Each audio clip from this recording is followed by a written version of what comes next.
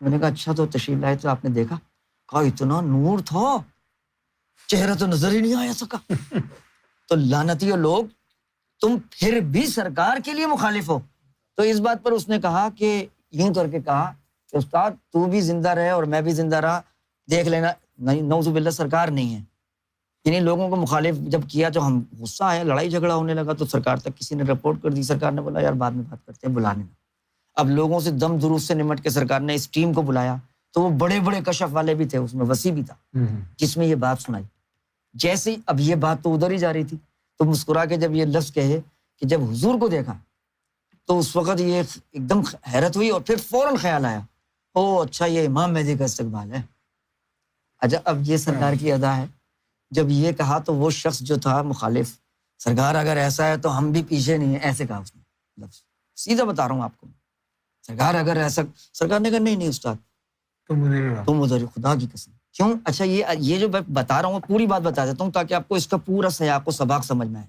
پہلے یہ واقعہ نہیں سنایا، نہ یہ لفظ کہا، پہلے ان کی سنی ہے باتیں۔ اچھا تو کیا کہتا ہے، تیرے پاس کیا دلیل ہے، تو کیوں نہیں مانتا کہ بھئی یہ نہیں ہے مہدی؟ گوھر شاہی خود کہہ رہے ہیں، تم بتاؤ، وہ کہہ رہے ہیں جی ہم کو فلاں رات آئی تھی تو اس میں آیا تھا استقبال، تو وہ سب لوگ آئے تھے تو اس میں امام مہدی کو ہم نے دیکھا تھا، تو آپ نے تو بتایا تھا کہ حضور کی محفل میں یوں ہوتا ہے۔ یعنی وہ اشاروں کو سمجھ رہے ہیں حقیقت، حالانکہ وہ اشارہ تو ذات کا تھا۔ جی پھر سرکار نے پوچھا تو کیوں نہیں مانتا، تو کیوں؟ اس نے کہا جی آپ نے تو خود کہا ہے کہ یہ ہوگا یوں، اس طرح کی دلیلیں دے کے کہا۔ تو سرکار آپ نے تو یہ کہا ہے۔ تو سرکار نے فرمایا اچھا تم کیوں کہتے ہو بھائی ہے؟ ہم نے کہا سرکار وہ جسہ توفیق الہی آپ نے خود فرمایا ذاتی اس میں ہوگا، اور طفل نوری بھی ذاتی اس میں ہوگا۔ یہ دونوں ذات یعنی طفل نوری اور جسہ توفیق الہی ذاتی کسی میں بھی یکجا نہیں ہو سکتے سوائے محمد صلی اللہ علیہ وسلم یا امام مہدی۔ غوث العظم کو بھی ایک صفاتی ایک ذات۔ جی تو اب یہ بات ہوئی تو سرکار نے جب یہ بات کہی تو اس پر یہ واقعہ سنایا، اور جیسے یہ لفظ کہے کہ ہمیں کہا اچھا یہ استقبال امام مہدی کا ہے، تو وہ بندہ منافق کہتا ہے اگر ایسا ہے تو سرکار ہم پیچھے نہیں۔ تو سرکار نے کہا نہیں، تم نے تو جو کہا ہے نا بس اس پہ قائم رہنا۔ وہ اس نے دلیل دے دی تھی نا کہ جی میں تو کیسے مان سکتا ہوں۔ جیسے ایک مولوی قاری ہاشم تھا، جی اس کا میں اکثر واقعہ سناتا ہوں، بات لمبی تو نہیں ہو رہی نہیں بولیے۔ کہ وہ یہ دیکھ لیں اس وقت جو اس وقت ہے ایم ایف آئی، اب پوری دنیا میں ہمارا مشن ہے، الرا ٹی وی کے ساتھ لوگ جڑے ہوئے ہیں۔ عبرتناک واقعہ ہے نا، اس وقت بھی لوگوں کو پہچان سکتے ہیں ہم کہ کون کتنے جذبے سے لگا ہوا ہے۔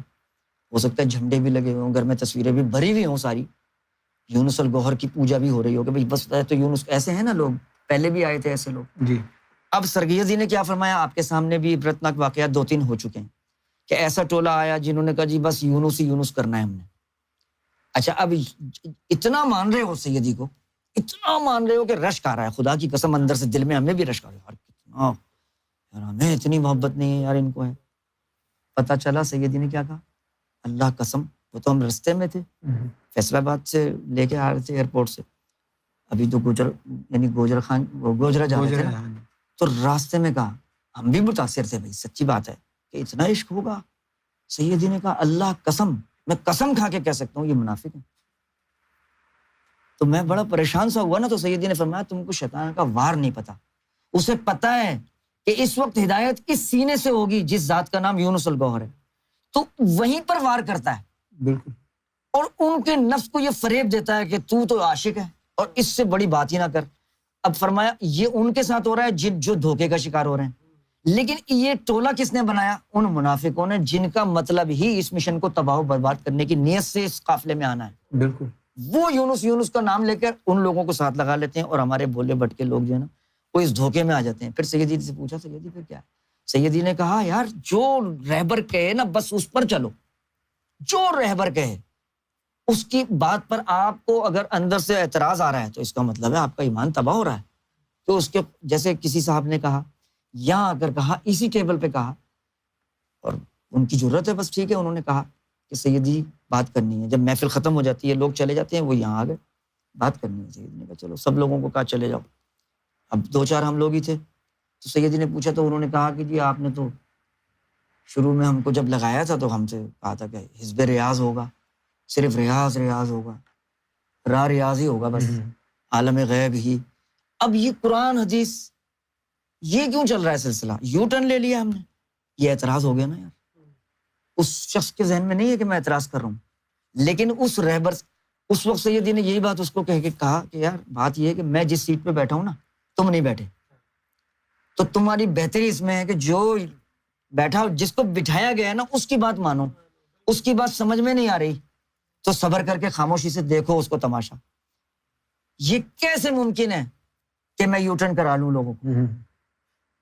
رہبر ہے نا، فرمایا کہ ان کو تو چلے گئے وہ، اس کے بعد یہی بات فرمائی کہ استاد ایسے لوگ جو رہبر کے لیے دل میں یہ بات رکھیں کہ یار یہ کیوں کہا تھا تو یوں کیوں کر دیا، یہ اعتراض میں چلا جائے گا اور ایمان پھر تباہ ہو جاتا ہے نا ایسے لوگوں کا۔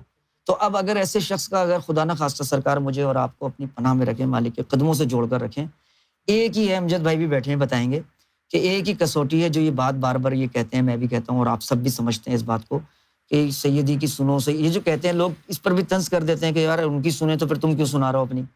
وہ یار اس لیے بھی تو سنا سکتا ہے نا کہ ہو سکتا ہے اس کو کہا ہو سیدی نے کہ یہ بات تو نے لوگوں کو بجانی ہے، کیونکہ حیا کا عالم ہے نا۔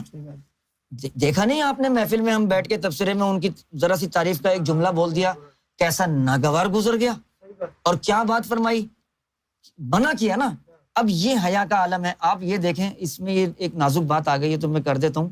اس میں آپ نے دیکھا سرکار کی نشست دیکھی جس میں سرکار امام مہدی کی بات کر رہے ہیں 95 کی کوٹری میں، جہاں درخت ورخت نظر آ رہے ہیں، بڑا پیار